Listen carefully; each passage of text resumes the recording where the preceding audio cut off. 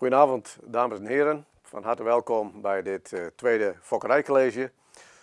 De tweede in de serie van 6 colleges onder de titel KFPS College Tour. En in deze College Tour zullen we een 6-tal fokkerijgerelateerde onderwerpen aan u presenteren. Ook als alternatief voor het feit dat live bijeenkomsten op dit moment niet mogelijk is en ook als aftrap op het komende dekseizoen. Het is van belang dat er gefokt wordt, dat er merries drachtig gemaakt worden. En misschien nog wel belangrijker is dat er ook goede keuzes worden gemaakt, dat we ook kiezen voor kwaliteit. We proberen daar middels deze colleges wat input aan te geven. Het eerste college was eerder deze week over fokwaardeschatting en hoe we dat kunnen gebruiken bij de selecties van merries. We hadden daar meer dan 1000 volgers, ook een hoop leuke reacties gekregen via de mail en via de app. Dank daarvoor. Dat geeft ook aan dat het kennelijk ook in de smaak valt. En zo willen we deze cyclus van colleges ook vervolgen. En mocht het zo zijn dat u ook onderwerpen heeft voor wellicht een extra cyclus in maart, dan horen we dat graag van u. Het is mogelijk om ook vragen te stellen en dat kan via WhatsApp. En dat kan naar het vaste nummer van het Fries Paardenstamboek 0512 523 888. Dat komt straks ook in beeld. En daar kunt u de vragen ook stellen en dan zullen we na afloop van het college die vragen ook proberen te gaan beantwoorden. Goed, het eerste college ging over fokwaarden en met name ook over merrieselectie. En dit tweede college gaat over inteelt en verwantschap. Onderwerp waar we veel over praten binnen het Fries Paardenstamboek. Maar waar we evengoed ook nog wel een hoop vragen over krijgen. Bijvoorbeeld, wat is nu precies inteelt en verwantschap? Of wat is het verschil? Wat is het belang dat we veel aandacht hebben voor deze onderwerpen, inteelt en verwantschap. En met name ook hoe gaan we daar als stamboek mee om en hoe gaan we daar als fokkers mee op. Want dat zou ook een beetje de subtitel van dit college kunnen zijn. Dat het beteugelen van inteelt, dat we daar een verantwoordelijkheid hebben als stamboek. Maar ook dat er een verantwoordelijkheid ligt bij de fokkers. En dat het eigenlijk een gezamenlijke opdracht is om ook onze populatie Friese paarden ook gezond te houden. En te zorgen dat we ook inteelt binnen de perken houden. Nou goed, dan eerst nog maar even naar de eerste vraag. En dat is voor u wellicht een stukje opfrissing van wat is nu precies inteelt en wat is verwantschap.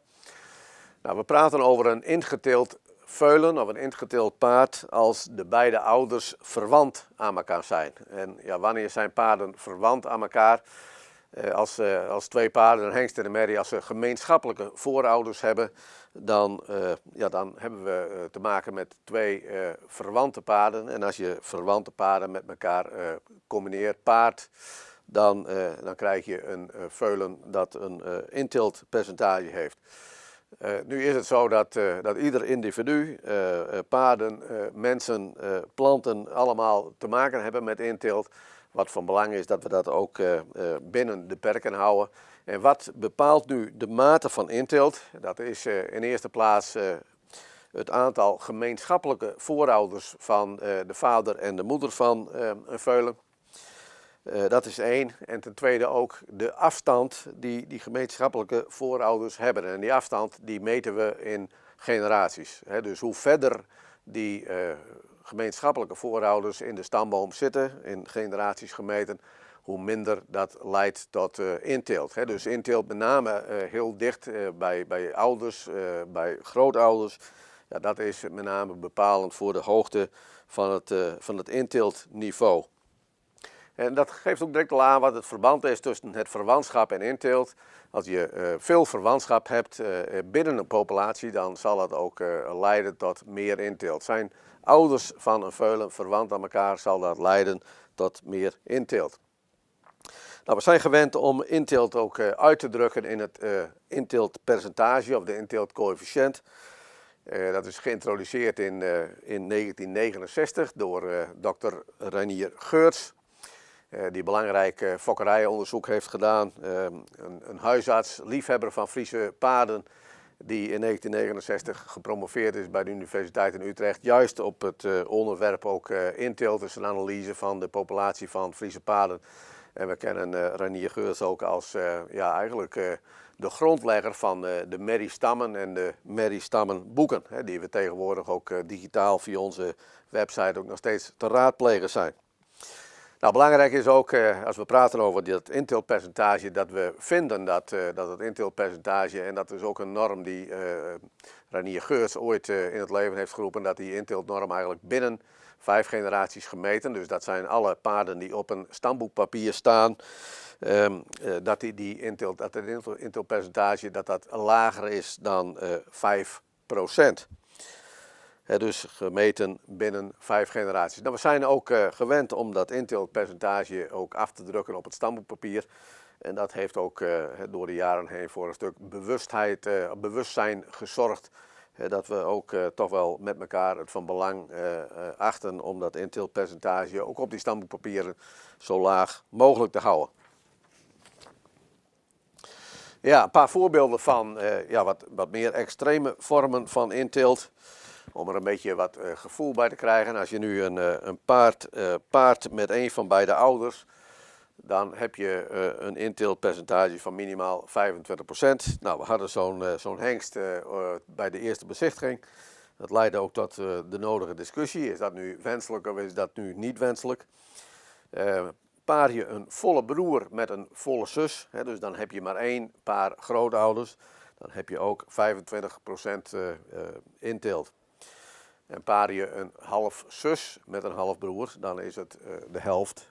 Er zit weer 1 generatie tussen. En is het inteeltpercentage 12,5%. En hebben we het over een combinatie van een volle neef en een volle nicht, dan hebben we het over 6,25 inteeltpercentage. Allemaal ruim boven die 5% norm die we als leidraad daarin aanhouden.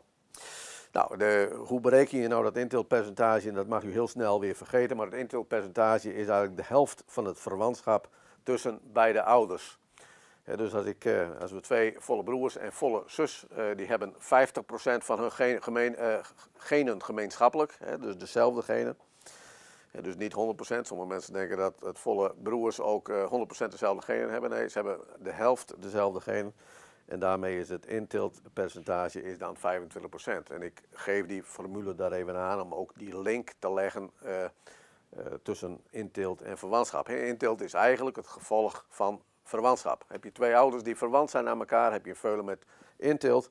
Heb je een populatie met een hoge onderlinge verwantschap, dan zal dat ook leiden tot een hoog inteeltniveau in die populatie.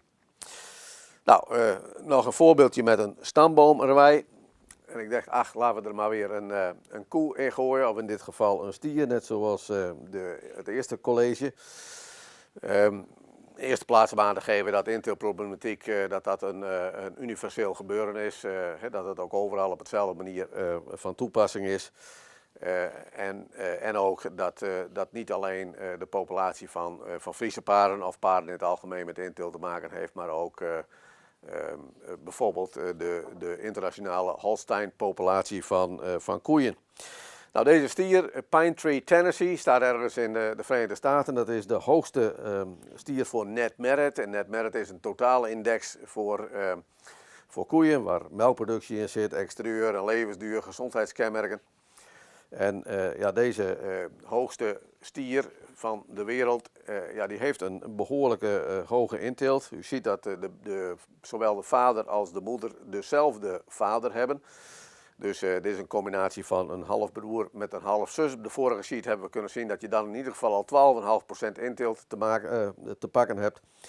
Nou, we zien verderop in de stamboom dat er meer gemeenschappelijke voorouders zijn, Robust en Mogul. Die zitten wat verder weg in de stamboom en zullen dus iets minder bijdragen aan het inteeltniveau van deze stier. Dus de inteelt wordt met name veroorzaakt door de 2 gemeenschappelijke voorouders heel dicht in de stamboom. En dat is in dit geval de stier Achiever. Dus zo zit dat in elkaar. Het is best wel aardig. We hebben steeds meer paarden op bekeuring. Bij de eerste bezichtiging viel me dat ook op met 0% inteelt. Nou, als je dan een stamboom van zo'n paard, zo'n hengst bekijkt op het stamboekcertificaat, dan zul je daar niet 2 keer dezelfde paarden in voor zien komen. Dus binnen 5 generaties zit daar niet dubbeling in van voorouders. En nou goed, dat is iets wat we ook steeds meer zien. En dat geeft ook het volgende plaatje aan. Ik heb daar voor een aantal jaargangen met sprongen van 20 jaar het gemiddelde inteeltpercentage weergegeven. Nou, we beginnen bij 1960. Toen was het gemiddelde inteeltpercentage van de geboren veulens binnen 5 generaties was 6,7%. Dus gemiddeld boven die norm van 5%. Maar goed, ik heb ze net ook aangegeven dat het inteeltpercentage eigenlijk ook pas vanaf 1969 in zwang is. Dus dit was ook voor die tijd. In 1980 was het al gunstiger, was het al onder die 5%, 4,8%, 2000 3,3%. En de jongste jaargang veulens die van 2020 staat op een inteeltpercentage van slechts 1,8%. Dat is een gunstige ontwikkeling. Dat betekent dat er niet veel inteeltveulens geboren worden. Zou je kunnen zeggen, ja, waar komt dat nu van? Is het zo dat de fokkers daar nu alerter op zijn dan in 1960? Ik denk niet dat dat helemaal het geval is. Het is zo dat in 1960 de verwantschap binnen de populatie dermate groot was dat het ook heel erg lastig was om überhaupt een hengst te vinden bij een merrie die ook beneden die 5% kwam. Nou, dat is steeds minder een probleem. We kunnen wat dat betreft te kust en te keur. Het blijft natuurlijk wel zaak om dat ook laag te houden. Dus bij de hengstenkeuze is het ook goed om op de website van het KFPS ook dat te gaan raadplegen door die combinatie van de beoogde hengst met jouw merrie. Om dat ook te laten uitrekenen. En om ook op die manier te zorgen dat we in ieder geval binnen die 5% blijven. Het is ook niet zo dat nu hoe lager hoe beter is, maar goed, als we gewoon naar de hele populatie kijken, dan is het toch goed dat we daar een neergaande trend zien in het inteeltpercentage van die veulens. Ja, waarom maken we nu ons zo druk altijd over inteelt? Wat zijn dan nu eigenlijk de nadelen van inteelt? Nou, het belangrijkste is dat inteelt zorgt voor het tot expressie komen van erfelijke gebreken. Ieder individu, ieder mens, ieder paard, wat voor diersoort of plantensoort dan ook, die zal ergens een foutje op zijn DNA hebben. Nou, dat hoeft niet tot problemen te leiden, dat zie je ook niet. Net zoals dat je ook niet ziet dat een drager een paarddrager is van de dwergfactor bijvoorbeeld. Maar dat soort erfelijke foutjes die ontstaan door het kopiëren van genetisch materiaal van ouders op hun nakomelingen, eigenlijk gewoon een kopieerfoutje. Ja, die zijn over het algemeen niet heel erg schadelijk. Alleen die kunnen tot expressie komen als dat die variant, die afwijking, dubbel op het DNA voort gaat komen. En hoe krijg je nu zo'n foutje dubbel op het DNA? Dat komt als je gaat intelen op die betreffende individu met dat genetische foutje erop. Dus genetische foutjes ontstaan altijd. Gewoon een simpel geval van reproductie van genetisch materiaal van ouders op nakomelingen. Maar het komt dan tot expressie, tot uitdrukking. Je krijgt het pas te zien als er ingeteeld wordt. En nou goed, zo is er ooit het foutje ontstaan, bijvoorbeeld voor dwerggroei.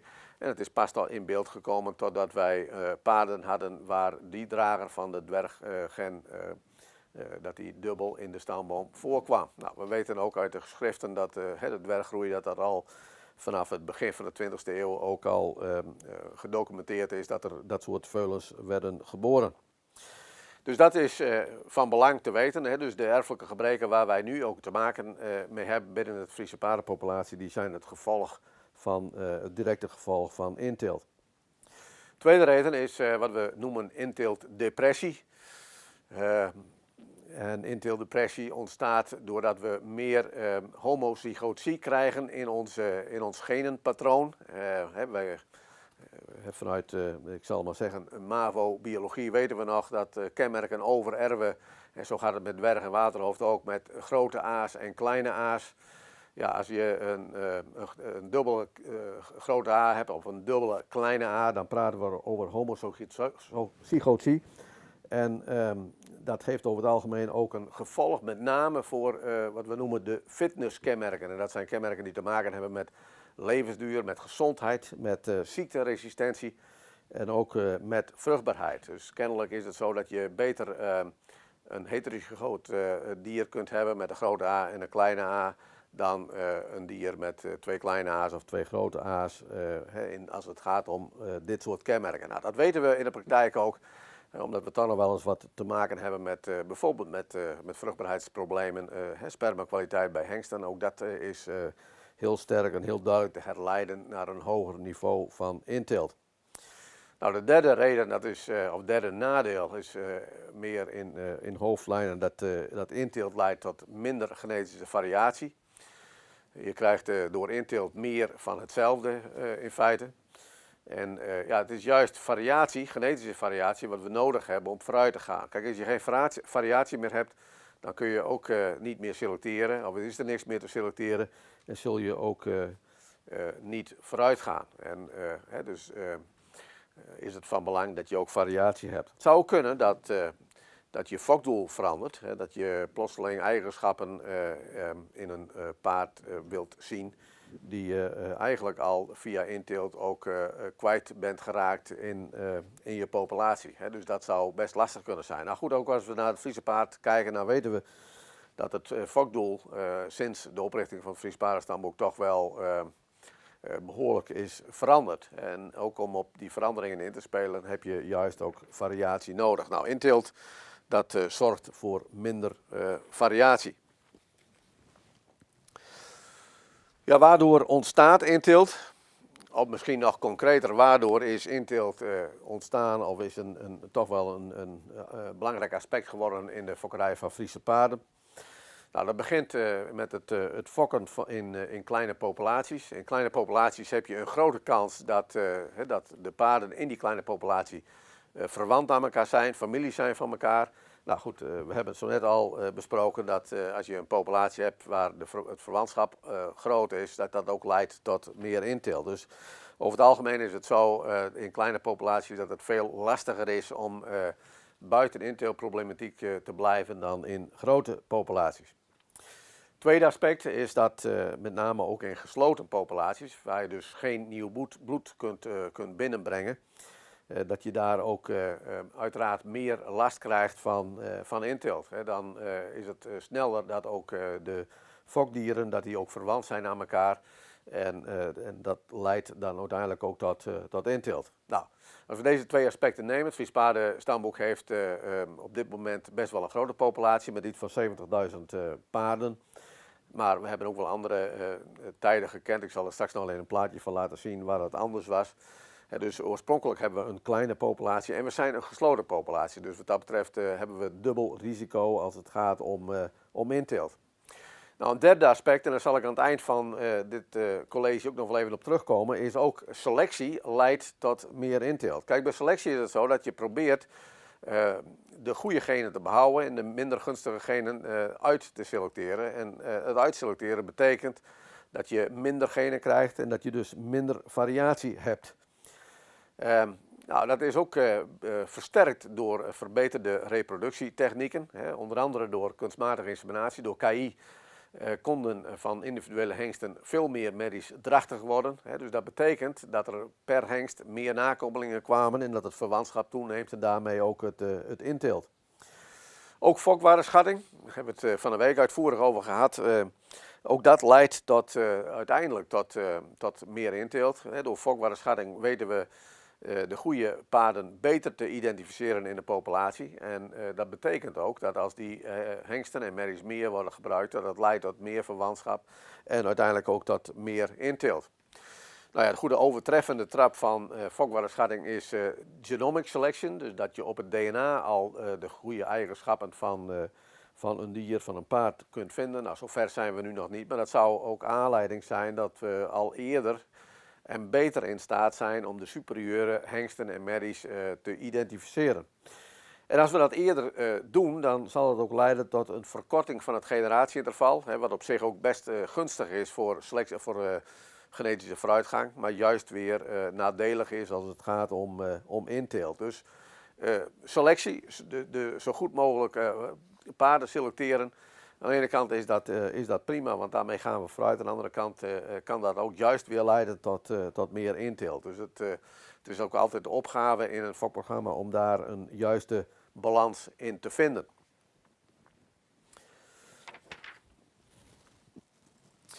Ja, hoe moeten we nu naar het aspect inteelt kijken als het gaat om een populatie? En dat is met name waar we ons als stamboek ook mee bezighouden, met de populatie als geheel.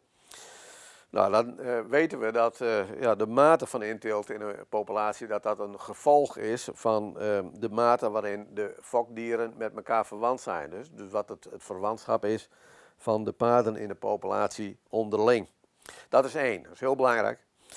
2 is dat het ook in een populatie niet direct van belang is wat het absolute inteeltniveau is.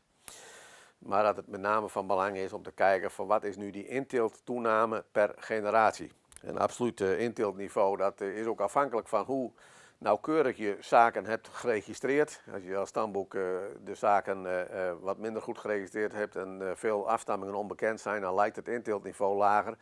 En is de werkelijkheid zou best eens een keer anders kunnen zijn. En ja, hoe dan ook, uiteindelijk kom je terug naar een oerbron van genetica. Dus feitelijk zou je kunnen zeggen dat ieder individu een inteeltpercentage van 100% heeft. Want we komen allemaal, hebben die oorsprong van de oervorm van genen waar we op teruggaan. En dat zou dus inhouden dat voor iedereen, voor ieder organisme, het inteeltniveau 100 is als je maar lang genoeg teruggaat. Dus daar gaat het niet zozeer om.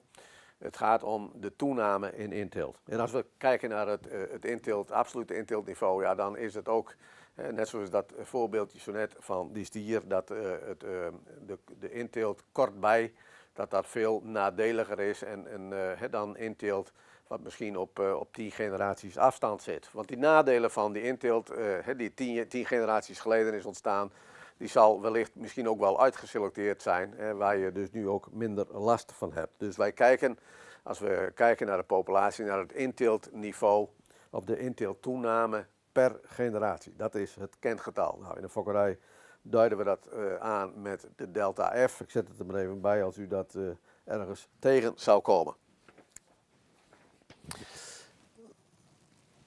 Ja, hoe is die inteelt nu ontstaan bij het Friese paard?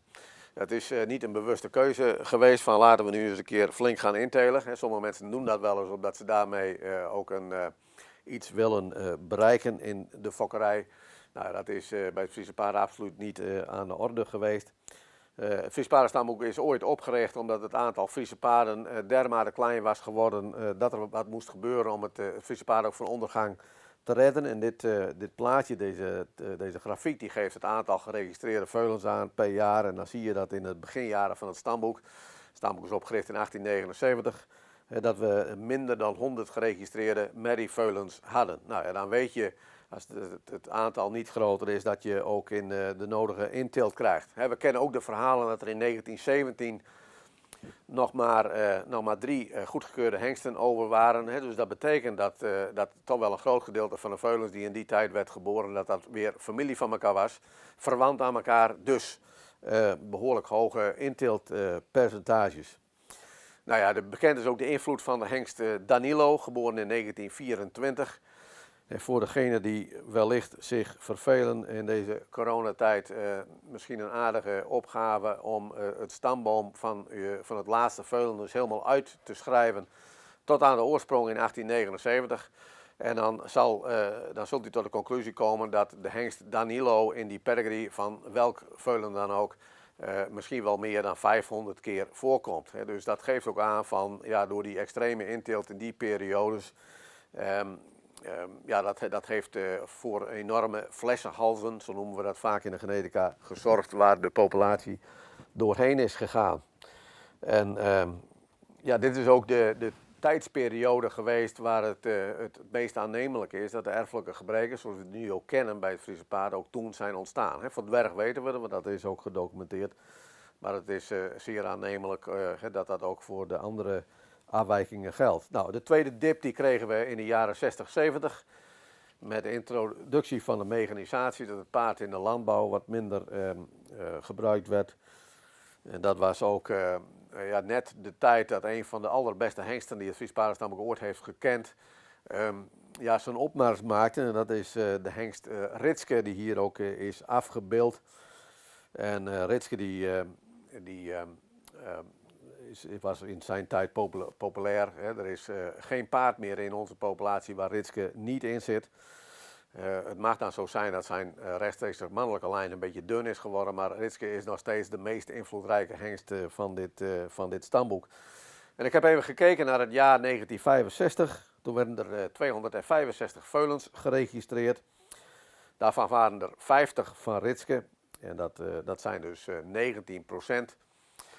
En dan waren er ook nog 45 nakomelingen van zonen van Ritske. En dat waren Freerk en dat waren Durk, Hotze.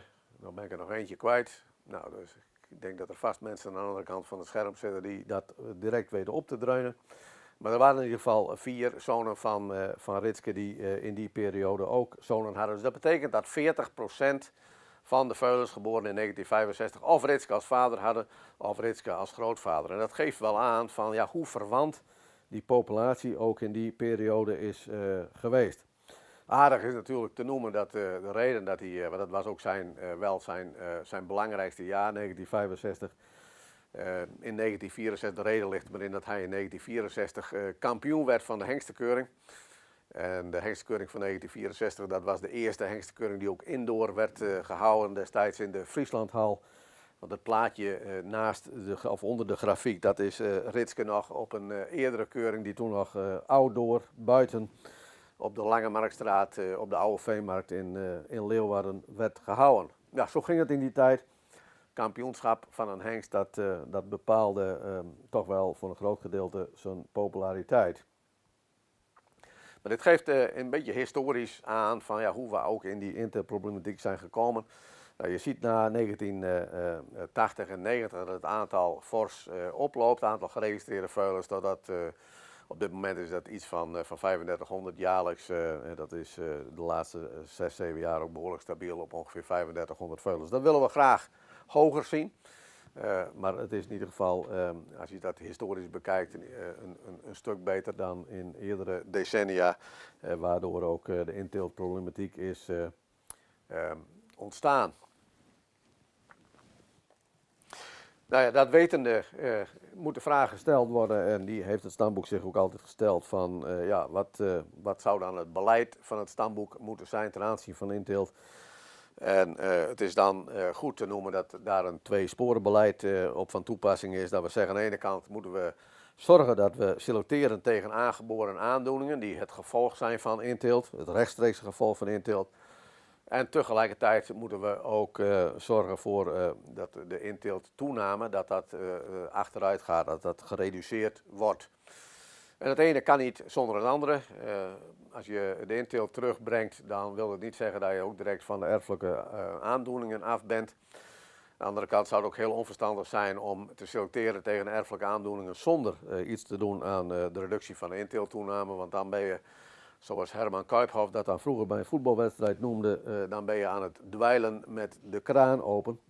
Want dan heb je het ene genetische probleem opgelost en door een te hoog inteeltniveau krijg je weer nieuwe erfelijke gebreken. Nou, dat moeten we zien te voorkomen, want we weten hoe lastig het is ook om die erfelijke gebreken uit te selecteren.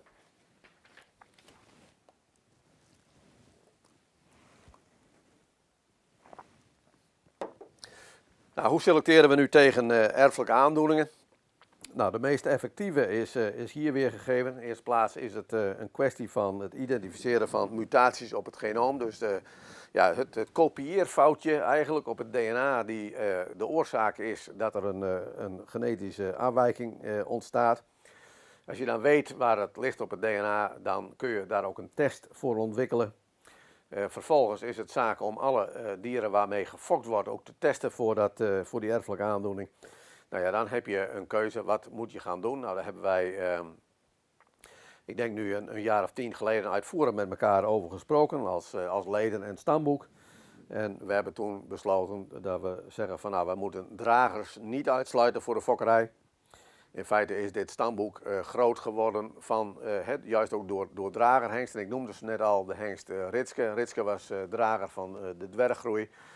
Maar ook sterk bepalende hengsten als Wessel en Oelge waren ook dragers van dit soort afwijkingen. En uiteindelijk hebben die toch ook wel bijgedragen dat het Friese paard daar gekomen is. Ondanks die minder goede, of in ieder geval die nadelige eigenschappen ten aanzien van waterhoofd en dwerg.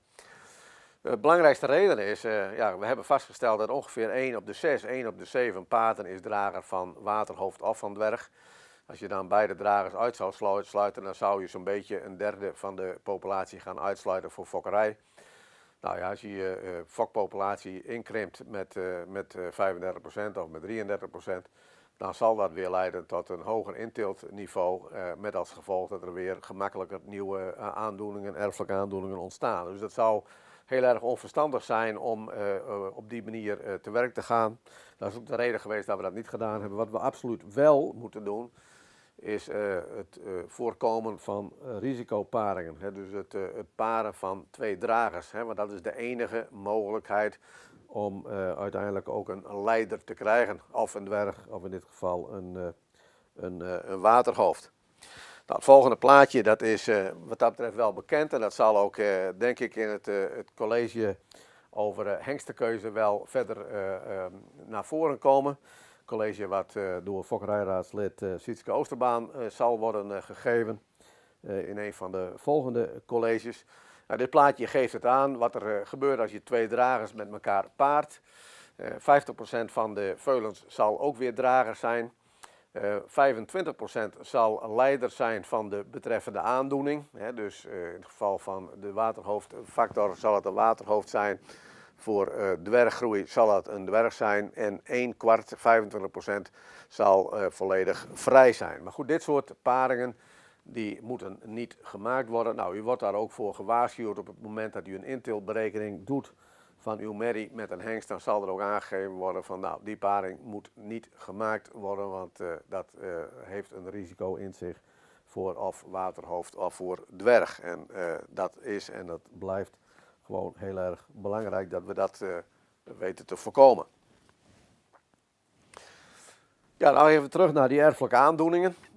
Waar staan we nu op dit moment? Wat is de status of wat is de verwachting? We krijgen daar best wel veel vragen over. Want ik denk dat we straks best, en ik kom daar in de volgende sheet wel op terug, kunnen concluderen dat we de inteelttoename best wel onder controle hebben. Maar dat wil niet zeggen dat je ook alle nadelen die wellicht in het verleden zijn ontstaan door inteelt, dat je die ook onder controle hebt. Nou, waterhoofd en dwerg was natuurlijk altijd een hot item in onze fokkerij, maar met de introductie van de DNA-test in 2014 hebben we dat behoorlijk onder controle. En is het eigenlijk nauwelijks een item meer. Het is gemakkelijk om te voorkomen dat er een waterhoofd of een dwergveulen geboren wordt. Dus wat dat betreft hebben we daar een behoorlijke stap gezet. Nou, 2 kenmerken waar dat een wat ingewikkelder ligt is de slokdarmverwijding en de aorta-ruptuur, het scheuren van de aorta, een dodelijke aandoening. Daar hebben we eigenlijk dezelfde exercitie gedaan als bij waterhoofd en dwerg. 10 leiders vergelijken op het DNA met 10 gezonde dieren. Alleen het heeft helaas voor deze 2 aandoeningen nog niet geleid tot het vaststellen, het identificeren van de locatie van de mutatie. En dus ook nog niet voor het vinden van een DNA-test die we ook weer zouden kunnen aanbieden. Nou, u heeft kunnen lezen dat we recent daar ook nieuw onderzoek zijn gestart, ook in de Verenigde Staten, in samenwerking met de Fenway Foundation, een partner van het KFPS als het gaat om fokkerijonderzoek. Ook in dit geval in samenwerking met de Universiteit in Kentucky, ook samen met Wageningen en Gent. Die altijd, en Utrecht, die altijd ons fokkerijonderzoek ook uitvoeren. om te kijken met toch weer nieuwe technieken, om te kijken dat we toch tot het identificeren van de plek, de mutatie op het DNA te vinden. En ja, het zal toch zo zijn dat we verwachten dat in de komende jaren er toch een DNA-hulpmiddel zal komen om hier tegen te selecteren. Het is een beetje afwachten van hoe het verervingspatroon, het verervingsmechanisme voor deze aandoeningen zal zijn. Het is wel de verwachting dat dat wat ingewikkelder ligt dan bij waterhoofd en dwerg, die door één gen worden bepaald. Maar het is wel de verwachting dat we op DNA-niveau hier een hulpmiddel krijgen aangereikt. Staartmaaneczeem, uiteraard ook een kenmerk waar we graag wat voor zouden willen bedenken. Een aandoening die bij meerdere rassen voorkomt, maar ook bij het Friese paard. Ook hier hebben we geprobeerd middels een onderzoek van het DNA om de verantwoordelijke genen te vinden, het gen of genen. Nou, als het zo is dat we bij waterhoofd en dwerg 10 leiders met 10 controles hebben vergeleken, bij staartmaaneczeem hebben we 200 schuurders vergeleken met 200 gezonde dieren. En dat heeft uiteindelijk niet tot een oplossing geleid.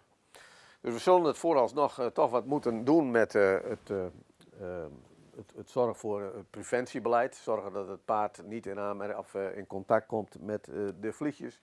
Met de hulpmiddelen die daarvoor zijn. Er zijn ook wat voedingssupplementen die daarvoor worden aangeboden. Juist om ook het stofje, bijvoorbeeld histamine, te onderdrukken. Die zorgt voor die jeuk. Om dat te onderdrukken. Dus daar moeten we het op dit moment toch nog van hebben. En wat op zich wel een hoopvolle ontwikkeling is, of een kansrijke ontwikkeling is, dat er nu een aantal serologische tests op de markt komen, zodat we aan een bloedmonster kunnen meten of een paard inderdaad gevoelig is voor staartmaaneczeem of niet. En dat zouden we bijvoorbeeld kunnen gebruiken bij de hengstenselectie, om te zorgen dat we hengsten goedkeuren die niet gevoelig zijn voor staartmaaneczeem. En dat biedt wellicht mogelijkheden. En we weten ook op keuringen, we hebben dat in het verleden wel eens gedaan, dat het best wel lastig is om vast te stellen welk paard nu wel of niet staartmaaneczeem heeft. Ook dankzij alle middeltjes en dekens en het binnenhouden van paarden. Dus dan is het heel goed dat je een objectieve manier hebt om dat vast te stellen met een serologische test. Nou, als laatste hebben we te maken met de fitnesskenmerken, wat ik zo net al aangaf, die toch wel negatief beïnvloed worden door inteelt. Nou, een aantal mogelijkheden zouden zijn eerder van de week ook benoemd. Bijvoorbeeld kijken naar levensduur. We weten dat er verschil zit in levensduur tussen nakomelingengroepen van hengsten. En daar zouden we ook middels fokwaardeschatting wat mee kunnen gaan doen. En daar zijn we op dit moment ook druk mee bezig. Als we praten over spermakwaliteit, dan zien we daar op basis van de regelgeving ten aanzien van TMB en morfologie toch wel voorzichtig wat vooruitgang. Dat we het idee hebben dat er toch minder hengsten afvallen op basis van de eisen die erover gesteld worden. Maar als we praten over merrievruchtbaarheid, ja, dat zal een hele lastige zijn om daar ook middels fokkerij ook verbeteringen aan te brengen. En dus dat zullen toch zaken zijn waar we nog best wel lang mee te kampen zullen krijgen, ook als gevolg van inteelt. Maar dat was een kleine overzicht van de stand van zaken ten aanzien van het genetische onderzoek. Dan weer terug naar wat we willen gaan doen, of wat we doen ten aanzien van de reductie van inteelttoename. En ja, goed, als je beleid uitzet, dan is het van belang dat je eerst eens een keer doelstellingen formuleert. Dat je vervolgens ook beleid vaststelt waarmee je die doelstellingen zou kunnen bereiken. Je moet dan ook instrumenten ter beschikking stellen die je kunt gebruiken bij fokkerijbeslissingen, bij selectie.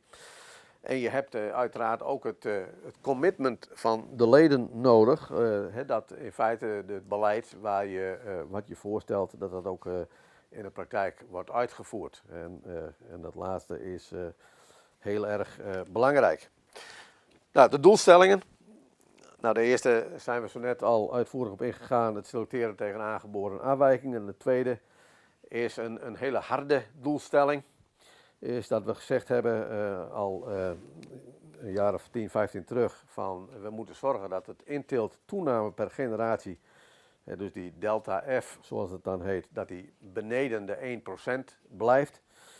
En dat is een norm die is vastgesteld door de Wereldvoedselorganisatie, de WHO. En dat is of de FAO, dat is een organisatie die resulteert onder de Verenigde Naties. En die hebben gezegd van ja, ieder diersoort of ieder ras die een inteelttoename heeft van meer dan 1% per generatie, die wordt met voortbestaan bedreigd. Hè. Dus stamboeken, fokkerijorganisaties zouden ernaar moeten streven om dat de inteelttoename beneden die 1% te krijgen. Waarom 1%? Het is de gedachte dat bij 1% inteelttoename, dat je de hoeveelheid genen die je kwijtraakt door inteelt, dat gecompenseerd wordt door nieuwe genen die ontstaan door mutaties. En bij 1% houdt dat elkaar zo'n beetje in evenwicht. Is je inteelttoename groter dan 1%, raak je meer genen, dus meer variatie kwijt dan dat er gecreëerd wordt. Zit je lager dan 1%, dan zal er meer variatie ontstaan dan dat je kwijtraakt. Dus daar wil je graag naartoe. En als we praten over mutaties, dan heeft dat vaak een negatieve lading. Hè, want erfelijke gebreken zijn ook het gevolg van mutaties. Maar er zijn ook misschien nog wel veel meer positieve mutaties. En we zien nu eigenschappen in het Friese paard, bijvoorbeeld in het bewegingsmechanisme, waarvan je eigenlijk zegt van ja, hoe is het mogelijk dat we die nog hebben. Hè, die waren er in de landbouwperiode al lang uitgefokt of door inteelt verdwenen. En toch zien we nu toch eigenschappen terug dat we zeggen van ja, hoe is het mogelijk dat we ze hebben? Nou, er is een hele reële kans dat dat ook het gevolg is van mutaties. Dus mutaties kunnen ook zeer zeker positief zijn. Hè? Dus dat is de onderbouwing van die 1% norm. En dat is ook iets wat we gewoon heel stellig en strak als normering hebben aangehouden, waarop het beleid ook is gebaseerd. Nou, het beleid dat heeft verschillende aspecten als het gaat om inteelt. We hebben ook gezegd van ja, we moeten zorgen dat het gezondheid dat ook prioriteit heeft in het fokdoel. Nou, als je kijkt naar het fokdoel zoals dat bijvoorbeeld in 2003 is of 2002 is gepubliceerd, dan komt het woord gezondheid daar niet eens in voor. En met de nieuwere versies heeft de gezondheid een steeds meer prioriteit gekregen. Nou goed, er is vorig jaar een nieuwe versie is geformuleerd door de Fokkerijraad.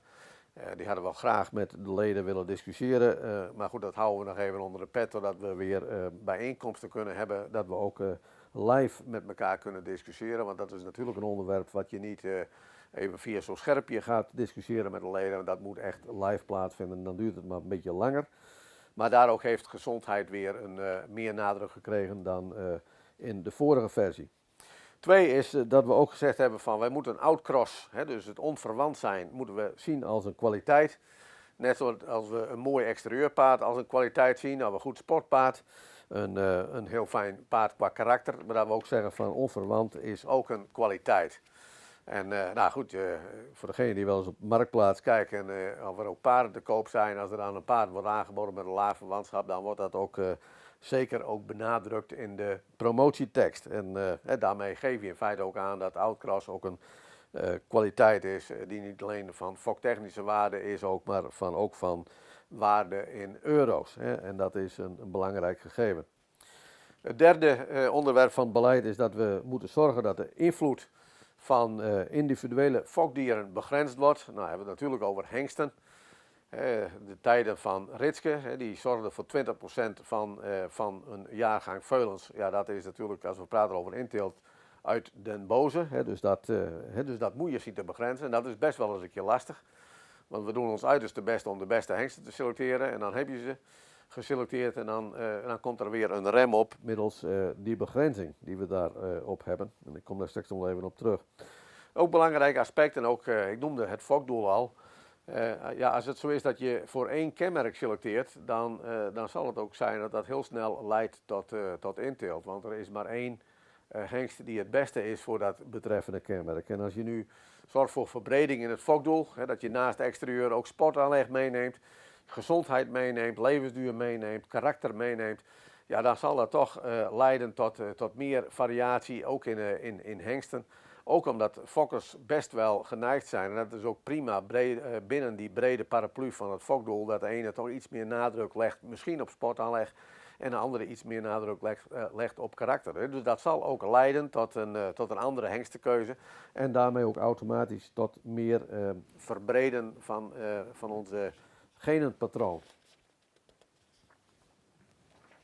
Nou ja, wat zijn dan de instrumenten?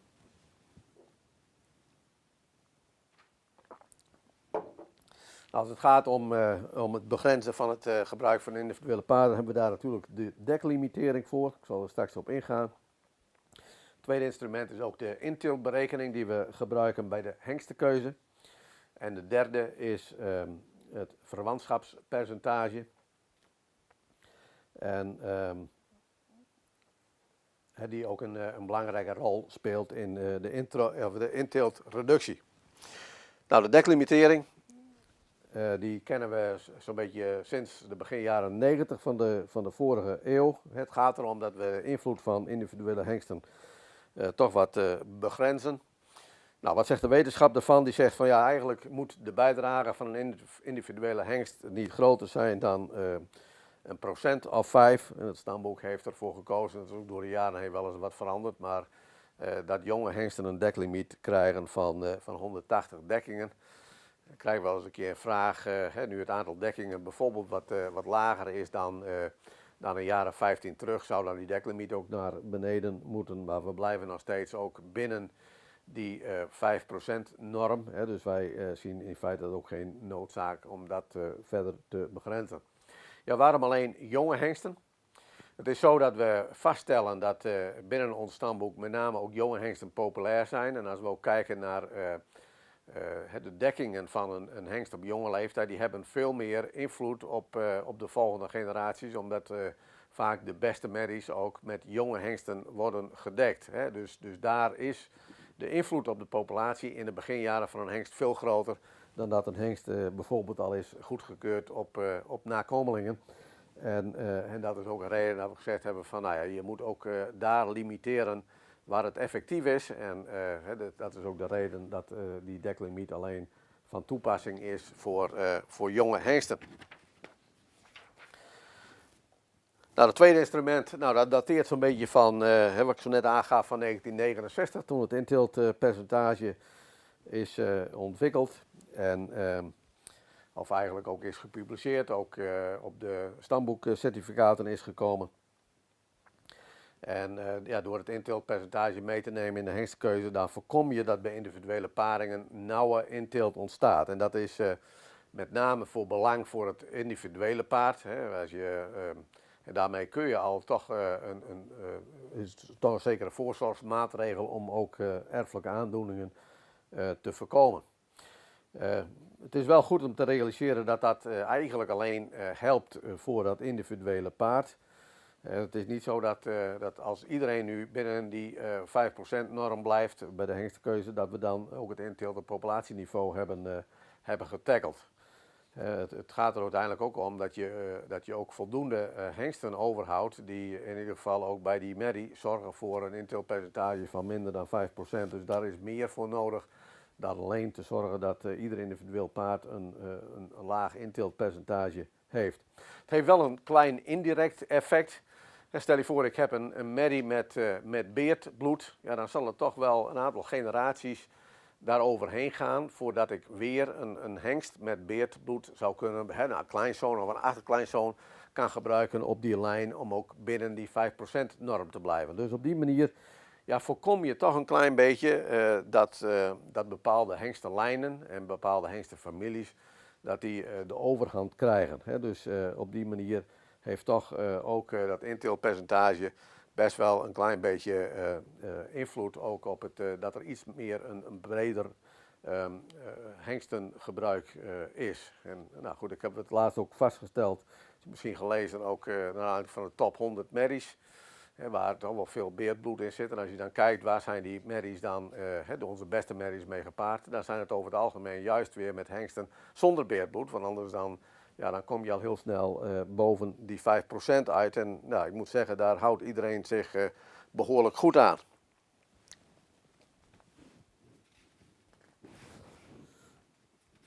Nou, dan de laatste instrument, en dat is het verwantschapspercentage, geïntroduceerd in 2005. Dus het inteelpercentage in 1969, het verwantschapspercentage in 2005. En het verwantschapspercentage geeft aan van hoe verwant een individueel paard met de totale populatie is. Dus als u een paard heeft die is opgebouwd vanuit hengsten die heel veel zijn gebruikt, populair waren, veel zijn gebruikt, dan zal dat een paard zijn met een hoog verwantschapspercentage. Heb je een paard die opgebouwd is met hengsten die minder invloed hebben gehad in de populatie, dan zal dat leiden tot een lager verwantschapspercentage. Nou ja, als we kijken naar onze hengsten met name, dan zien we daar een variatie in van ongeveer 15,5 tot 20,5. Met een gemiddelde op dit moment van 17,7. Ja, welke hengsten zitten er dan boven de 20%? Men zou misschien geneigd zijn te zeggen van dat zullen wel Jasper en Beert en Norbert zijn. Nou, die zitten net boven de 19%. Maar kennelijk op onze actuele populatie zijn er hengsten die nog meer verwant zijn aan de populatie. Ook al zijn ze een stuk ouder, en dat zijn de hengsten Tjerk en Feitse.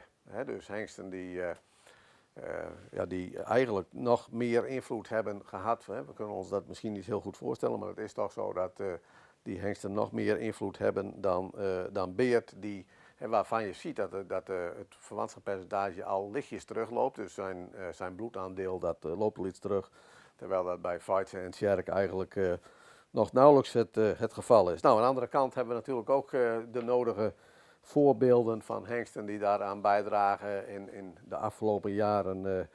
Hengsten als Fabe en Gelt en Alke, Omer natuurlijk recent. Maar er zijn ook in de laatste jaren ook nog meer hengsten goedgekeurd, juist ook mede vanwege hun lage verwantschap. Zoals vorig jaar ook met Wander en Wolter. En op die manier probeer je toch ook de breedte in de fokkerij te houden. Nou goed, het verwantschapspercentage identificeert dus duidelijk de onverwante hengsten in de merries. Voor het verwantschapspercentage werd wel gezegd van je moet hengsten hebben met Ritskebloed, want die Ritske-lijn is bijna uitgestorven. Nou, ik heb ze net laten zien dat juist Ritske zorgt voor een enorm hoop inteelt. Ook die zit zo boven de 20%. Dus dat geeft al aan wat zijn invloed is. Misschien niet in rechtstreeks de mannelijke lijn, maar wel in de hele breedte van de populatie.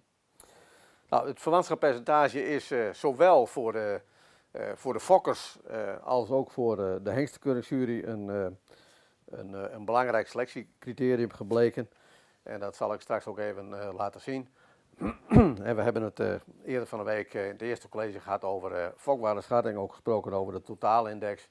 Nou, ook in die totaalindex hebben we het verwantschap ook opgenomen om te zorgen dat indexselectie niet leidt tot extra inteelt. En daar zal ik ook straks nog even op ingaan. Eerst even van hoe de hengstenkeuringsjury daar mee omgaat. In dit plaatje hoeveel zijn er? Een stuk of 8 hengsten met het laagste verwantschap. De hengstenkeuringsjury die krijgt ook de opdracht mee om ook met name laagverwante hengsten ook zo lang mogelijk de kans te geven. Eigenlijk een stukje positieve discriminatie. En nou ja, je ziet dat in deze groep er een aantal hengsten zijn die misschien wat een lagere fokwaarde hebben voor exterieur en beweging, voor sportaanleg. Toch zijn geselecteerd, ook vanwege hun lage verwantschap. En daar zie je ook bijvoorbeeld de hengsten op de eerste lijn, Dries Y, die ook dankzij zo'n lage verwantschap toch ook een hoge totaalindex scoort. Dus in principe een goede totaalwaarde heeft. Goed, dat is ook het beleid om ook juist dit soort hengsten, uiteraard moeten ze aan het eind van de dag aan voldoende kwaliteit hebben. Want het is niet zo dat matige hengsten met een laag verwantschap, dat het zin heeft om die goed te keuren. Dus ze zullen aan het eind van de dag wel overal genoeg kwaliteit moeten hebben, maar je wilt ze wel zo lang mogelijk een kans geven. Nou, je ziet dat deze hengsten gemiddeld een iets lagere fokwaarde hebben voor exterieur en beweging. De laagverwante hengsten ten opzichte van de 41 aangewezen hengsten. Ik moet zeggen dat dit is zo'n plaatje wat ik eigenlijk ieder jaar wel gebruik in mijn presentaties. En voorgaande jaren dan was het verschil tussen de laagverwanten en het gemiddelde wel eens een keer wat groter. En dat heeft alles te maken met, met de zonen van Omer.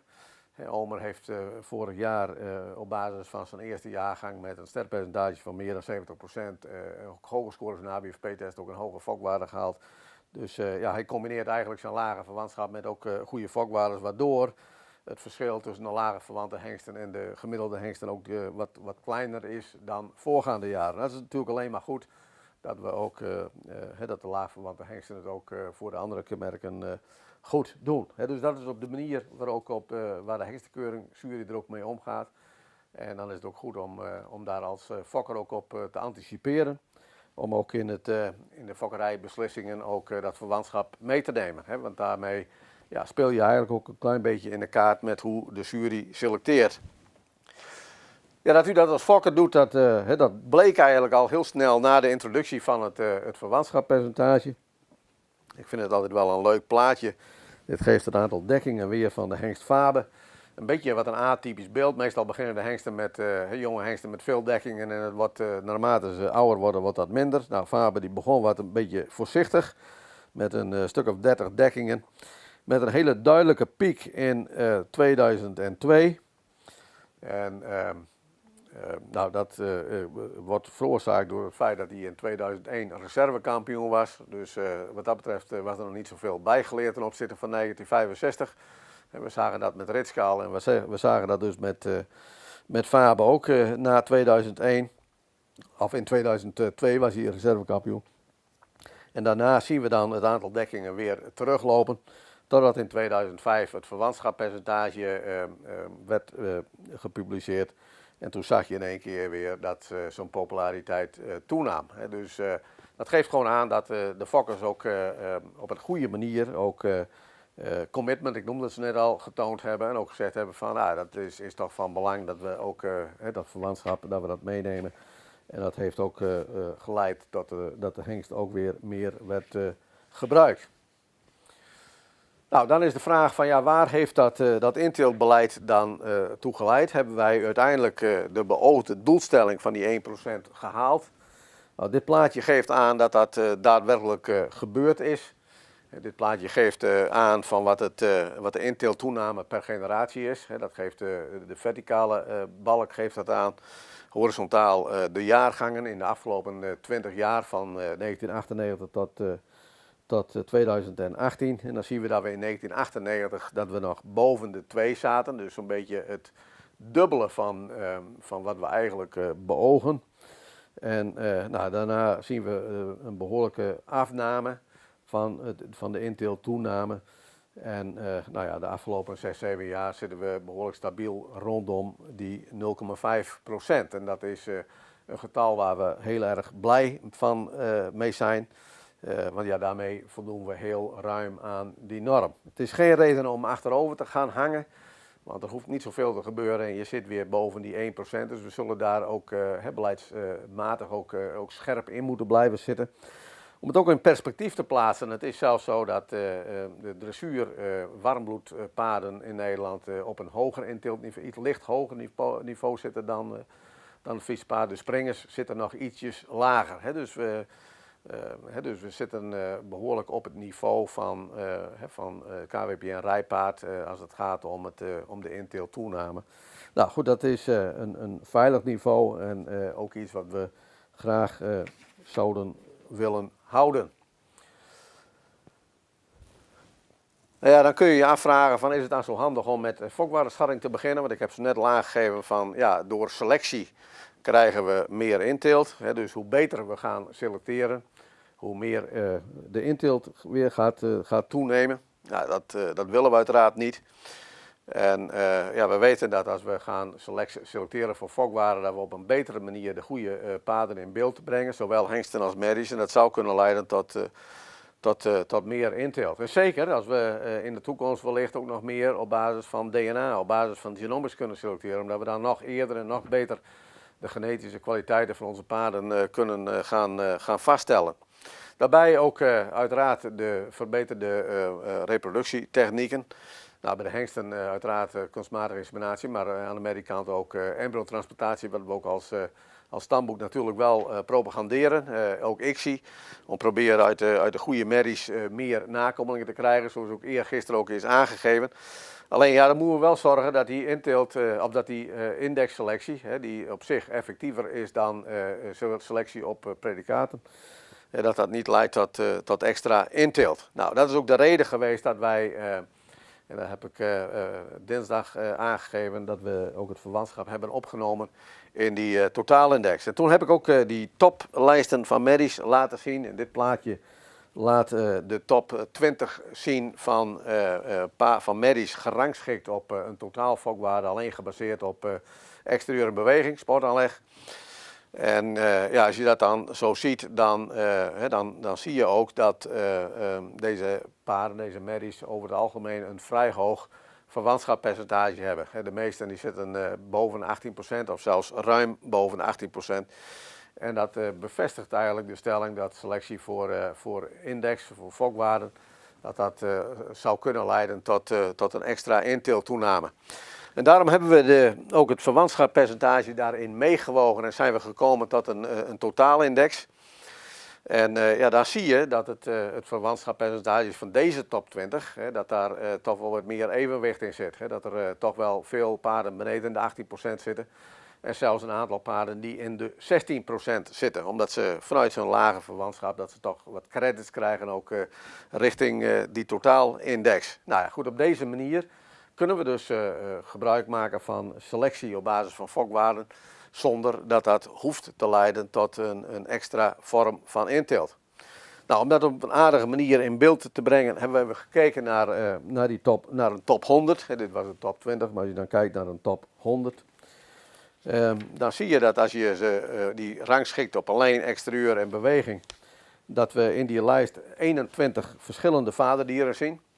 En als we de volgorde, de ranking doen op basis van totaalindex, zien we 31 verschillende hengsten. Dus dat leidt ogenschijnlijk of kennelijk tot meer spreiding. Nou, als we dan kijken ook naar de hengsten die veel invloed hebben op onze fokkerij überhaupt, maar ook in die top 100.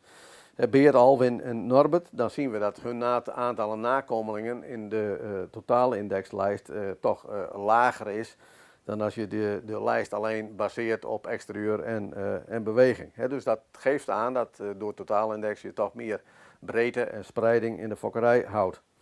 Nou, als je dan kijkt naar het gemiddelde verwantschappercentage in die top 100, dan als je alleen rangschikt op exterieur en beweging zit je op 18,3, dus boven die 18%. Ruim een half procent van het gemiddelde van 17,8, 17,7 waar we op dit moment op zitten.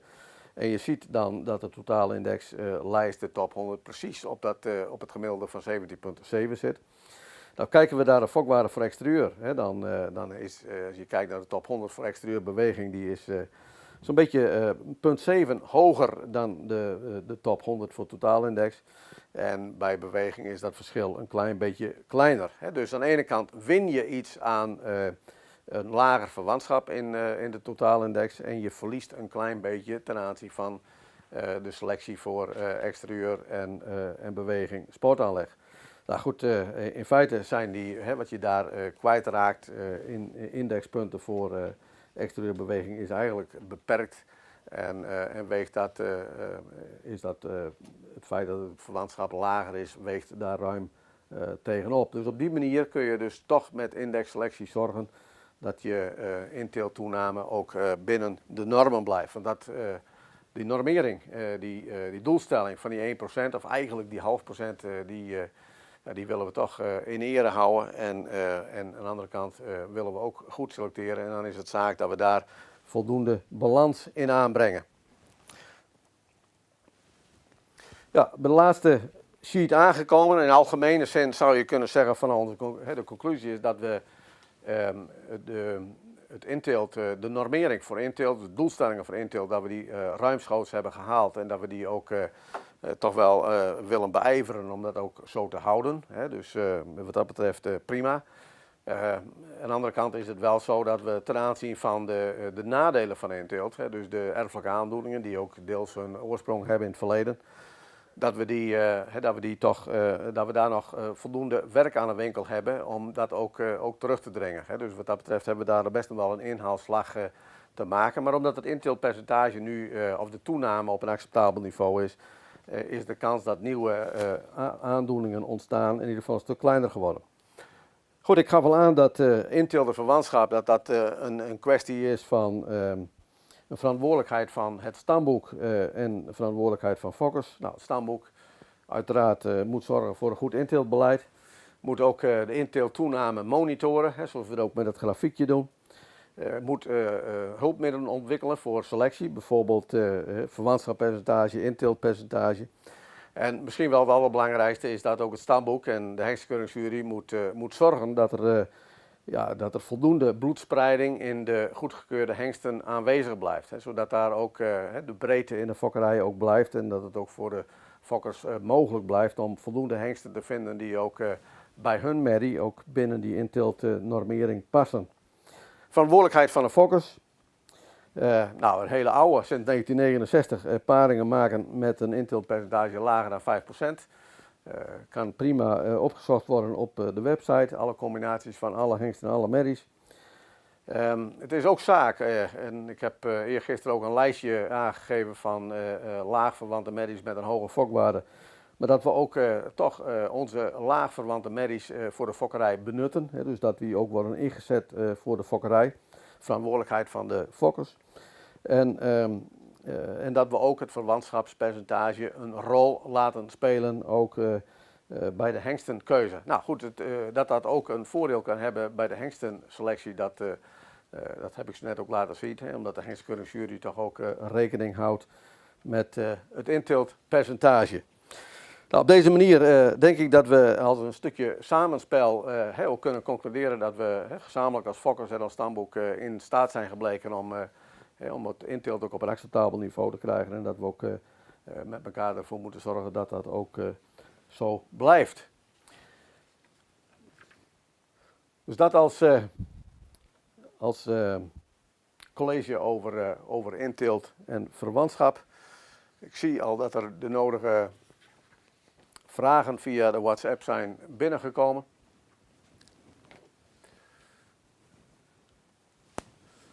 De eerste vraag is in Duits. Goedemorgen wordt er gezegd. Nou, dat is misschien gedacht dat we dit pas morgen zien, maar we zien het nu al. Het interesseert ons, ik zal het maar even vertalen, van hoe het verwantschappercentage berekend wordt. Zijn dat alle verwante paden in deze stamboom, of ook de zusters en de cousines, dat zijn de neven en nichten geloof ik, ja. Nou, hoe we verwantschappercentage berekenen. Ik heb dinsdag al aangegeven dat we fokwaarden niet zomaar met een rekenmachientje of op de achterkant van de sigarendoos kunnen berekenen. Voor het verwantschappercentage is dat eigenlijk ook zo. Ik kan wel even uitleggen hoe we dat doen. Wat we eigenlijk doen is dat wij een pool maken van alle geregistreerde merrieveulens van de laatste 3 jaar. Dus wat we voor de jonge hengsten in 2020 hebben gedaan, hebben de eerste bezichtiging. Dan pakken we de jaargangen veulens geboren in 2020, 19 en 18. En wat wij doen is dat we voor iedere individuele hengst berekenen we het volledige inteeltpercentage, dus over alle generatie, met al die veulens geboren in 18, 19 en 20. En het gemiddelde van dat inteeltpercentage, dat noemen we het verwantschapspercentage. En waarom nemen we juist die groep veulens? Omdat daar ook een stukje toekomst in zit. Want je wilt ook dat het verwantschappercentage van nu ook een zekere zin een voorspelling is hoe dat in de nabije toekomst zal zijn. En dan heeft het niet zoveel zin om jouw paard te vergelijken met een merrie die 25 jaar oud is. Dus we definiëren als referentiepopulatie alle veulens geboren in 18, 19 en 20. En we berekenen de inteelt van dat individuele paard. Kan ook een merrie zijn met al die, dat zullen er iets van een kleine 10.000 veulens zijn. Daar wordt het mee berekend en uiteindelijk is dat het verwantschapspercentage. Er is een klusje wat je niet aan zou raden, behoorlijk wat werk. Dus wat dat betreft, daar zijn computers voor en dat wordt door de Universiteit van Wageningen voor ons berekent.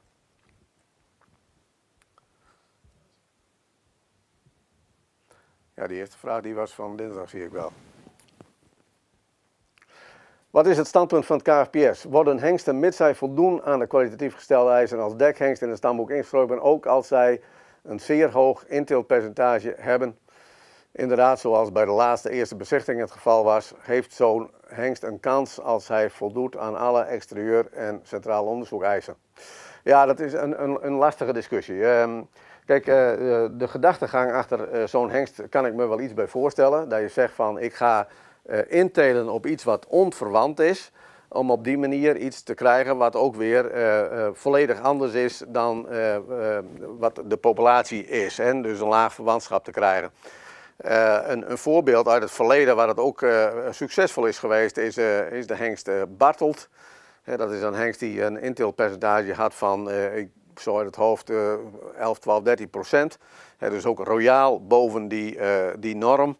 En ja, die staat uiteindelijk wel aan de basis ook nu van toch wel een gedeelte van onze onverbande lijn via Piet en dan met Gjalt ook richting Omer.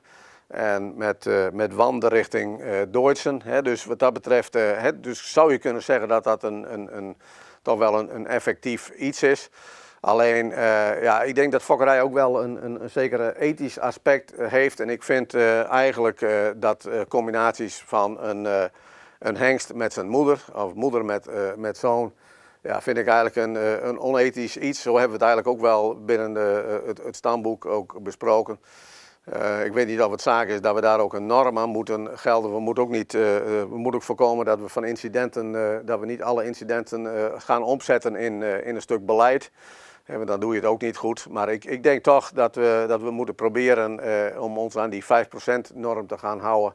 En als je er dan een klein beetje doorheen schiet, dat is nog geen ramp. Maar ik denk combinaties van moeder met zoon, ja, ik denk dat we dat niet moeten willen met elkaar.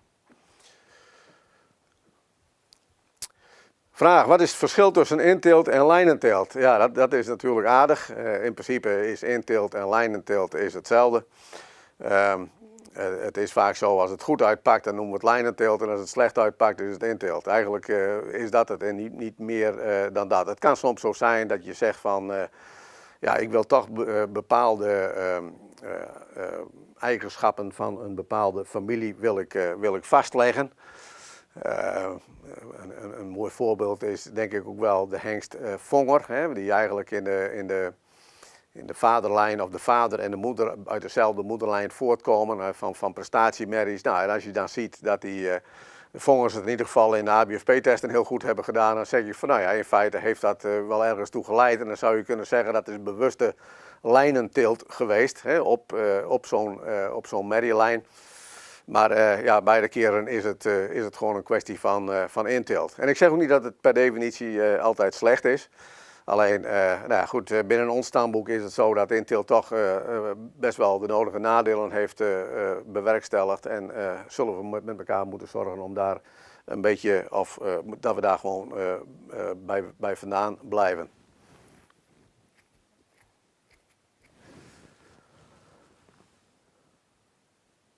Even kijken, het zijn 2 vragen en was het niet beter alleen fokwarm te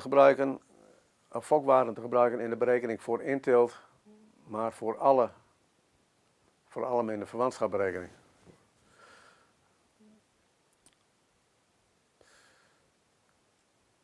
Ik weet niet of ik deze vraag helemaal begrijp. Ja, wat ik zeg van, is het niet van belang om alleen actieve fokpaarden in de berekening van de verwantschap te gebruiken? Het zou kunnen. Ik bedoel, dat is natuurlijk het alternatief. Je zou kunnen zeggen van in plaats van de laatste 3 generaties veulens, waar wellicht een heleboel niet eens voor de fokkerij benut worden, zou je ook kunnen zeggen van nou, ik gebruik alle merries waar de afgelopen 3 jaar die voor de fokkerij zijn gebruikt. Ja, beide hebben voordelen, want dan in het laatste geval zou je echt praten over de paarden die ook in de fokkerij worden benut. Als je veulens gebruikt, dan denk ik dat die verwantschapsberekening iets stabieler ook is naar de toekomst toe. En ja, verwantschapspercentage, dat is iets wat toch wel een beetje aan verandering onderhevig is. En we hebben dat bijvoorbeeld gezien met een hengst als Deutschen, die eigenlijk wel een onverwante bloedvoering had. Laag verwantschap had, veel werd gebruikt, daardoor het verwantschap omhoog. En nu zijn invloed weer wat terugloopt, zie je ook dat zijn verwantschap weer wat lager is. En ja, dat soort schommelingen wil je eigenlijk ook zo weinig of zoveel mogelijk zien te voorkomen. En met name ook gezien de stabiliteit van het verwantschapspercentage hebben we gekozen voor 3 jaargangen veulens. Maar dat had ook anders gekund. Het is in zekere zin een afweging die je maakt met de redenen die ik zo net aangegeven heb. Vraag: waarom worden de DNA-gegevens dwerg en waterhoofd van de stamboekhengsten niet weergegeven bij de inteeltberekening? Nou ja, het wordt alleen weergegeven als het ook de combinatie leidt tot een inteelt, tot een risicoparing. Dat doen we wel. De vraag is eigenlijk van, ja, zet het er eigenlijk in alle gevallen bij, want ik denk dat deze schrijver ook zegt van, ja, een vragensteller van, ik wil eigenlijk helemaal geen dragers gebruiken, want ja, als ik een drager gebruik, dan heb ik ook weer op mijn vrije merrie heb ik 50% kans dat het veulen ook weer drager is. Dat is zo, dat is een keuze die je kunt maken. Het is zo dat ook op de website van alle stamboekhengsten ook hun status ten aanzien van dragerschap ook is weergegeven. Hè. Dus het is bekend ook in de printversie. Ik heb hem hier toevallig liggen, de hengstinformatie 2021. Hè. Ook daar staan, ik zal eens even kijken waar het precies staat. Er staan ook alle dragerschappen van de hengsten aangegeven. Nou, ergens achterin in ieder geval, pagina 35, staat van alle hengsten ook bij dat ze dragers zijn. En nou goed, dat is een keuze die de fokker zelf heeft. Het is wel zo dat als je op die manier jezelf ook die begrenzing oplegt, dat je uiteraard minder keuze hebt in het gebruiken van hengsten en wellicht ook minder snel vooruit gaat. Maar goed, daar is iedereen vrij in om daar ook de eigen keuze in te maken. De Universiteitskliniek van Utrecht maakt melding van CPL, chronische progressief lymfeudeem, als aandoening bij het Friese paard met hoogstwaarschijnlijk genetische achtergrond. Is dit een erfelijk gebrek waar het KFPS onderzoek naar doet en in het kader van het fokprogramma? Nou, daar doen we nog geen onderzoek naar. Het is wel iets wat bekend is, met name ook bij trekpaarden. En nou goed, in het Europese onderzoek naar stare-maaneczeem, daar waren een aantal andere aandoeningen. Was onder de aandacht van de onderzoekers en dat was onder andere ook CPL. Dus wij volgen dat met aandacht. Mocht het zo zijn dat de mensen van het trekpaardenstamboek daar uiteindelijk, of de onderzoekers daar succesvol in zijn om op DNA-niveau daar iets van te vinden, dan is dat een goede manier om daarin aan te haken. Het is iets wat ook voorkomt bij het Friese paard, maar niet in een omvang dat we daar nu erg ongerust over zijn. Maar we volgen het wel heel nadrukkelijk, wat er ook bij andere stamboeken waar dit veel meer voorkomt, wat daar ook gebeurt op dat gebied. Begrijp ik goed dat er bekend is van welke hengsten de nakomelingen minder lang meegaan? Zo ja, waar kunnen we die informatie vinden? Nou, de vraagsteller heeft dat goed begrepen. Wat ik gedaan heb is gewoon gekeken naar levensduurgegevens die wij uit onze database kunnen halen. Daar zit best wel wat een probleem in dat wij van alle paarden die geregistreerd zijn bij het stamboek wel een geboortedatum hebben, maar lang niet van alle paarden een overlijdensdatum. En maar van een deel van de paarden kun je ook daadwerkelijk de levensduur kun je dus berekenen of vaststellen. En wat ik gedaan heb, kijk, als je naar levensduur kijkt, dan moet het ook zo zijn dat die nakomelingen al langer dan 30 jaar geleden zijn geboren. En dus dan praat je over al behoorlijk oude hengsten en daar is dit onderzoek op, wat ik in eerste instantie gedaan heb, is daar ook op gebaseerd. Dus dan praten we over hengsten die zo'n beetje nou ja, in de jaren 70 geboren zijn. Dan hebben we het over de generatie Oepke en Oege en Peke en die lijnen. En ja, daar kunnen we best iets over publiceren, maar dat is natuurlijk al een beetje vergane glorie. Waar we nu mee bezig zijn is, maar dat is natuurlijk een beetje het nadeel van levensduurinformatie. Het komt eigenlijk een beetje als mosterd naar de maaltijd. Als we moeten wachten tot alle nakomelingen, of een groot gedeelte van de nakomelingen overleden is, nou, dan is de hengst waarschijnlijk is nog ouder en niet meer actueel.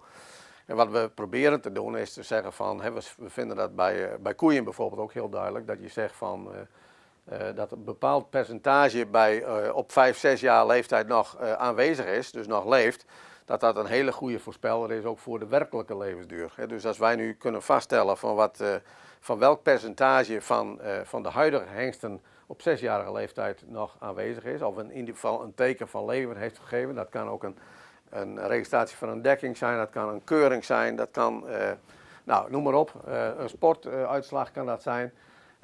Dat we die data gebruiken om in feite de levensduur van onze actuele hengsten te voorspellen. Want je wilt eigenlijk al van de hengsten die we nu gebruiken, dus de actuele hengsten, wil je eigenlijk een fokwaarde of al een inschatting kunnen maken over de levensduur. Dus daar zullen we, daar is onderzoek gaande op dit moment in Wageningen. Daar is dus een student mee bezig. En zodra daar ook resultaten van zijn, dan zullen we die ook zeker publiceren.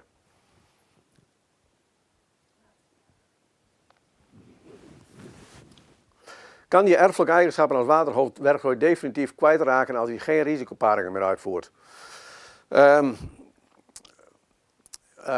Ja, nou ja, goed, het gen dat kan best lang in de populatie blijven zitten. Als je een paard hebt wat drager is, dan heeft hij weer 50% kans dat het doorgegeven wordt aan de volgende generatie. En uiteindelijk is 10 keer de kans van 50% dat je iets kwijtraakt, is heel erg klein.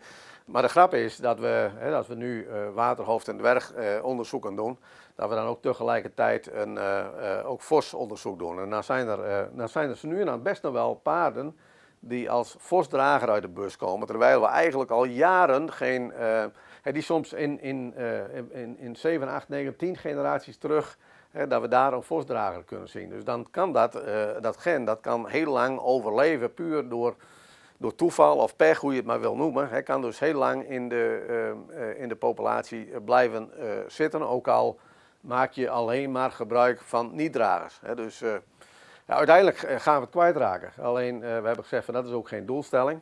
De doelstelling is dat we heel snel van de waterhoofden en de dwergen afraken. En op een langere termijn is het goed dat hele gen uit de populatie gaat verdwijnen. Maar goed, met de strategie die we nu toepassen zal dat best wel lang gaan duren. Er is nog een vraag over de deklimiet, of die bij jonge hengsten is alleen in zijn eerste dekjaar. Nee, dat is niet zo. Het is nu zo dat hengsten maximaal 7 jaar krijgen om het nakomelingonderzoek af te ronden. En het is op het moment dat een hengst is goedgekeurd op basis van nakomelingen, dan vervalt de deklimiet. Dus het is altijd 5 dekseizoenen en maximaal 7 dekseizoenen. Kunnen er bij inteeltpercentage van 8% ook gebreken ontstaan, die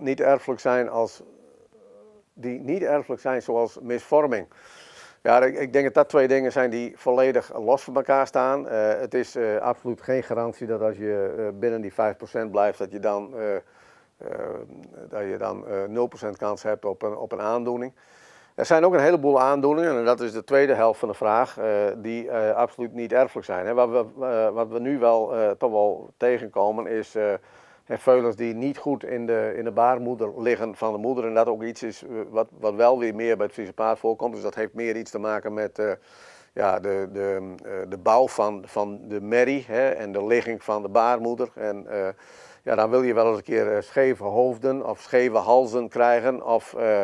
Of veulens die na geboorte scheef op de benen staan, wat vaak wel weer bijtrekt. Maar scheve halzen en scheve hoofden, dat is over het algemeen iets wat niet weer bijtrekt. Maar goed, op zich heeft dat niet met de genetische aanleg te maken met het veulen, maar gewoon hoe het veulen ook in de baarmoeder heeft gelegen.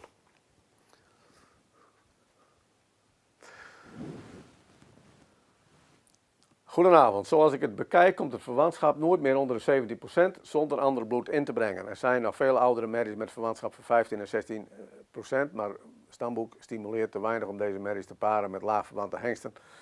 Laag verwantschap loont in de regel nooit omdat de fokwaardes van deze paringen laag zijn, wat vervolgens weer afgestraft wordt in de keuringsbaan.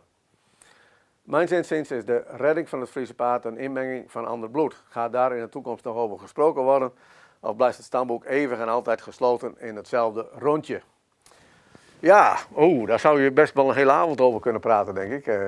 Misschien is dat wel een antwoord of een onderwerp voor een volgende discussie. Nee, het is zo dat ik denk dat toen we begonnen met het verwantschappercentage berekenen in 2005, dat het gemiddelde van de eerste bezichtigingshengsten op 17,4 lag en nu op 17,8. En als je selecteert, dan zul je altijd een klein beetje omhoog gaan in inteelt en in verwantschap. En dat hoeft ook geen probleem te zijn als die toename maar minder is dan een procent per generatie. Dat is in feite waar het om draait. Ja, het is ook de vraag of het zinvol is om hele lage verwante merries te gebruiken als ze toch te weinig kwaliteit hebben. Want ik bedoel, alleen laag verwant, daar redden we de wereld ook niet mee. Dus waar we het vooral in moeten zoeken, en daarom was dat ene lijstje wat ik dinsdag heb laten zien ook wel interessant om te kijken van binnen de paarden met een goede fokwaarde, die heel vaak predicaatrijk zijn nog een heleboel laag verwante merries die we best meer zouden kunnen gebruiken. Dus ik zou ook niet zeggen van nou jongens, ga nu alle Veulenboek-merries maar opzoeken met 15% verwantschap. Want ik denk dat uiteindelijk dat een teleurstellend verhaal gaat worden. Het is trouwens ook niet altijd zo dat je laag verwante merrie ook met een laag verwante hengst zou moeten paren. Ik heb denk vorig jaar wel eens een keer gezegd, je moet altijd een beetje daarmee oppassen. Maar toen Waanderen werd goedgekeurd, Lodewijk, zijn vader is wel een onverwante hengst. Er werd er gezegd aan de zijlijn van jammer dat je uit een beert komt. Want dan heb je weer dat hoogverwante erbij. En toen zei ik van ja, misschien heb je juist wel beert nodig om een goede Lodewijk te krijgen. En zo is fokkerij natuurlijk ook altijd weer. En je moet het wel in samenhang met elkaar bekijken. En het is ook niet altijd zo dat je alle laagverwante merries met een laagverwante hengst zou moeten paren. Als het kan, dan is het natuurlijk mooi. Als je zegt van nou deze combinatie is goed, ja, dan moet je het zeker doen. Dan heb je natuurlijk heel iets bijzonders. Want als je een laagverwante hebt die ook nog eens een keer uitblinkt in de fokdoelkenmerken, dan heb je wat bijzonders. Om alleen maar op laag verwantschap te selecteren lijkt me geen goede optie. Ja, het binnenbrengen van ander bloed. Gaan we het daar in de toekomst over gesproken worden? Nou, sterker nog, daar hebben we het wel eens een keer over. Bijvoorbeeld in de fokkerijraad. Want als we het nu bijvoorbeeld hebben over waterhoofd en dwerg, kunnen we met die DNA-testen best wel onder controle krijgen. Die slokdarmen en die aortas geloof ik op de lange termijn ook wel.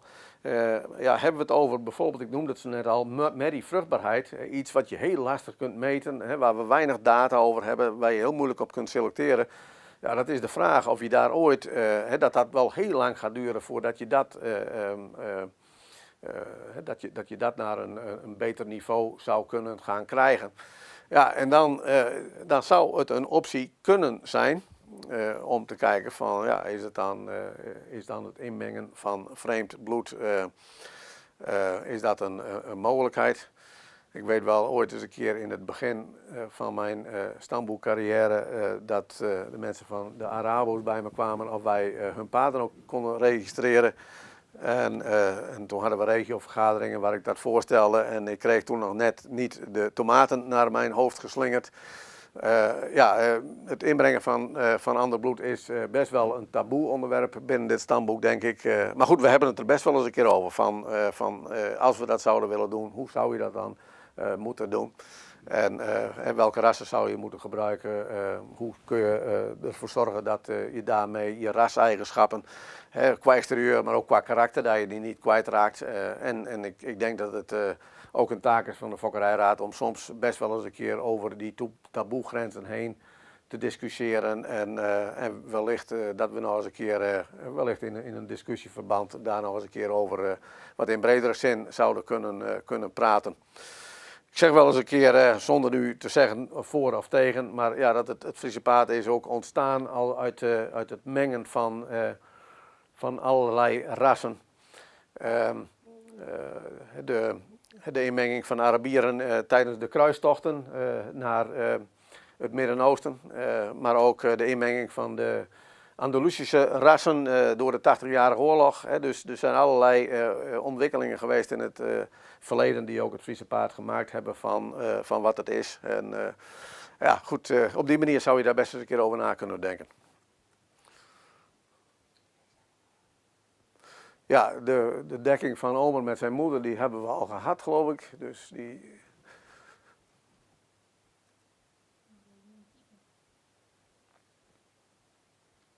In de top 100 indexmerries zijn de sportprestaties via de wedstrijd tot nog toe niet meegenomen, gewogen, al wel.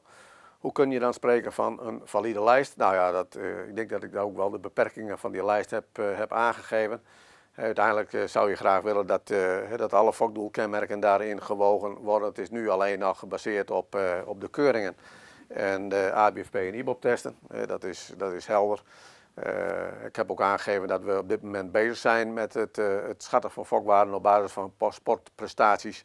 Die daar trouwens heel sterk verband mee hebben van wat ze in de ABFP doen. Maar goed, het is ook goed om die gegevens van de sport daar ook in mee te nemen. En dat zijn we ook voornemens te doen. Dus nee, hij is nu nog niet klaar.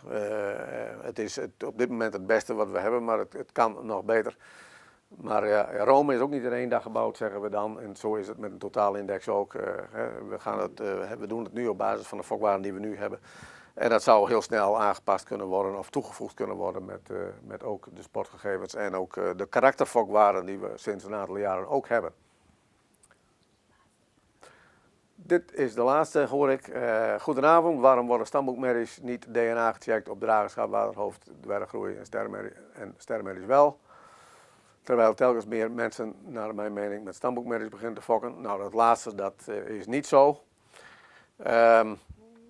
Ja, goed, wij hebben gezegd van nou, laten we alle sterrenmerries, laten we die maar gaan controleren. Omdat het aannemelijk is dat daar ook mee gefokt gaat worden. Het percentage van de sterrenmerries waarmee gefokt wordt is vele malen hoger dan het percentage van de stamboekmerries. En we moeten ook niet mensen onnodig op kosten jagen. Het is wel zo dat als er met een stamboekmerrie gefokt wordt, dat dan alsnog DNA-onderzoek moet plaatsvinden. Nou, deze discussie die hebben we met elkaar gevoerd in ik denk 2017. En is ook samen met de leden is dit besluit ook genomen. En ja goed, elk beleid staat open voor fine-tuning. Dus als we vinden dat alle paarden gecontroleerd zouden moeten worden, dan kan dat. Alleen, ja, we hebben het er ook wel eens een keer over dat fokken best wel duur is. En ja, om nu een paard op DNA te testen die toch niet voor de fokkerij wordt benut, dat is eigenlijk ook wel een kwestie van geldverspilling. Er komen nog een paar vragen binnen. Nou, prima.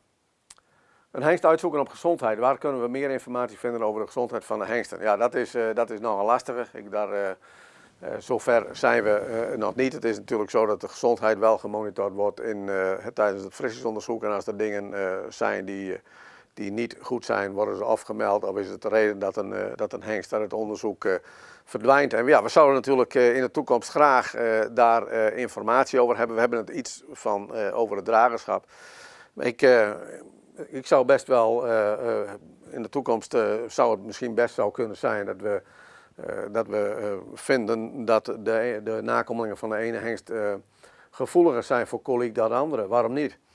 Ja, daarvoor zouden we veel meer gezondheidsinformatie moeten hebben. En nou goed, dat is ook een discussie die we op dit moment ook aan het voeren zijn, landelijk, gewoon op sectorniveau, om te kijken van hoe kunnen we nu beter gebruik maken van mekaars data.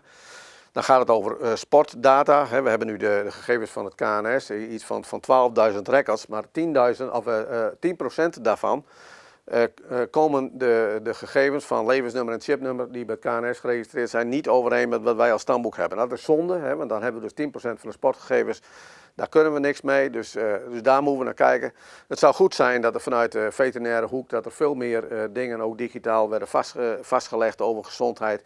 zodat we daar ook in de fokkerij ons voordeel mee kunnen doen. Wij kunnen het niet hebben van toevallige meldingen die we krijgen, bijvoorbeeld redenen van overlijden of redenen van afvoer. Dus ik wens met deze vraagsteller mee dat we daar meer informatie over zouden kunnen krijgen. Dit is dan wel de laatste, geloof ik. Als je ET, OPU, ICCI gaat toepassen op de top 20 van de huidige MERRI-lijst, wat doet dit met het verwantschap? Gezien de moedersvaders, vadersvader in deze lijst, het subsidie-idee vind ik raar. Het leven is keuzes maken, desnoods ga je als fokker een keertje minder op vakantie. Veel sympathieker is om een goede regeling met een dierenarts te regelen die toegankelijk is voor iedereen met een goede merrie. Ja, nou ja, goed, dat was ook een klein beetje de mening van toen we dit ter discussie hebben gesteld. Nou goed, de gedachte is, ik geloof niet dat we nu met die top 20 moeten gaan fokken. Als we met de top 200 ET gingen doen, dan zou ik dat nog beter vinden. Het is ook niet zo dat het vaststaat dat de nummer 1 merrie nu de allerbeste merrie in de wereld is. Het is ook in die zin een inschatting.